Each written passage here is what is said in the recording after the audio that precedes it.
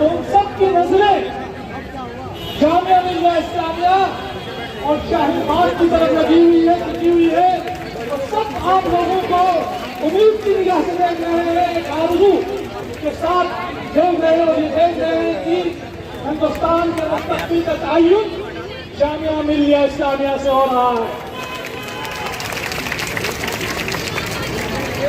1920 में जब यह जामिया मिलिया इस्लामिया की बुनियाद डाली गई तो उसी दौरान 1925 में एक और बुनियाद चली थी और वो बुनियाद RSS की डली थी। और यह दोनों बुनियादें हिंदुस्तान के दो अलग अलग अफकार को, दो अलग अलग नजरियात को उनकी नुमाइंदगी करते हैं। जामिया मिलिया इस्लामिया हिंदुस्तान की वहदत, यगानत, आपसी भाईचारा, मेल मिलाप, हिंदू मुस्लिम भाईचारा और दूसरे मज़ाहिब के साथ दोस्ती और भाईचारे की पर यकीन रखने की बुनियाद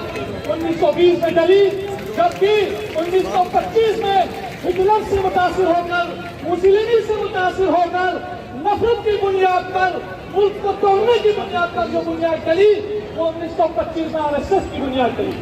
और इन दोनों नजरियात की जंग तब से लेकर आज तक जारी है। और आज 100 साल गुजरने के बाद भी जामिया मिलिया इस्लामिया पहाड़ की तरह, चट्टान की तरह अपने इस पूरे अज़्म और मक़सद वाले के साथ बंधा हुआ है और इस चीज को पूरा हिंदुस्तान देख रहा है। हमारे इस मुल्क के अंदर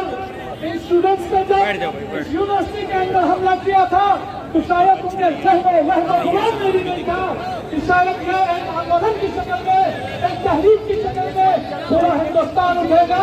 और इस यूनिवर्सिटी की जो आवाज है पूरा हिंदुस्तानी आवाम के जमीन को झंझोड़ के रख देगा। लेकिन आज वो यकीन, वो हमारा जो चीज जो है सच साबित हो रही है। मेरी माओ बहनों और साथियों, आप लोगों को मालूम है कि ये CAA NRC प्रोटेस्ट को लेकर जिस तरह से हुक्मरानों की तरफ से बयान आ रहे हैं और वो हमें एक नफ्सियाती दबाव का शिकार बनाना चाह रहे हैं और नफ्सियत प्रेशर के जरिए हमारे यहाँ इख्तिलाफात फैलाकर हमारे इस प्रोटेस्ट को डिफेंड करके तरह तरह के बयान मीडिया के जरिए सामने लाए जा रहे हैं। तो ऐसे में हम लोगों की यह जिम्मेदारी है कि मैक्सिमम यूनिटी के साथ आपसी भाईचारे के इसी स्पिरिट को, इसी जज्बे को, इसी रूह को बात के साथ, शान के साथ जिंदा रखते हुए अपने एहतिजाज को मजीद मुस्तहकम करना है, मजबूत करना है और अब इस एहतिजाज को पूरे मुल्क के अंदर एहतिजाज का एक रूप देकर लाना है ताकि हम पूरे हिंदुस्तान को यह बता सके कि यह हिंदुस्तान की जो लड़ाई है, ये हिंदुस्तान के बका की लड़ाई है, आइडिया ऑफ इंडिया को महफूज और मुस्तहकम बनाने की लड़ाई है। आपको मालूम है कि 5 अगस्त को जब मेरी रियासत पर इस हुकूमत ने हमला किया था और मुझे पूछे बगैर मेरे लोगों के खिलाफ जा करके मेरी ही रियासत को टुकड़े करके 2 हिस्सों में तकसीम किया था और हिंदुस्तान को टुकड़े करने का एक ट्रेलर इन्होंने कश्मीर में आजमाया था। तो आज भी हमारे लोग तरह तरह की मुश्किलात का शिकार है। सबसे बड़ा डिटेंशन सेंटर जिसे पूरी दुनिया देख रही है वो इस वक्त कश्मीर है, जो एक डिटेंशन सेंटर में तब्दील हो चुका है। आज जिस जगह से मैं हूँ लद्दाख से,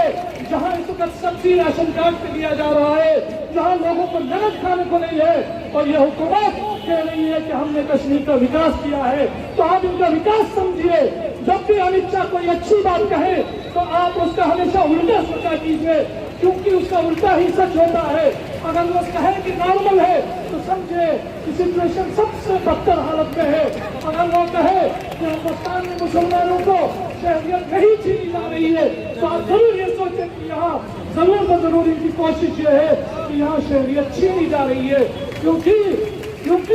इनकी नीयत भी खराब है और इनकी सहमियत भी खराब है। लिहाजा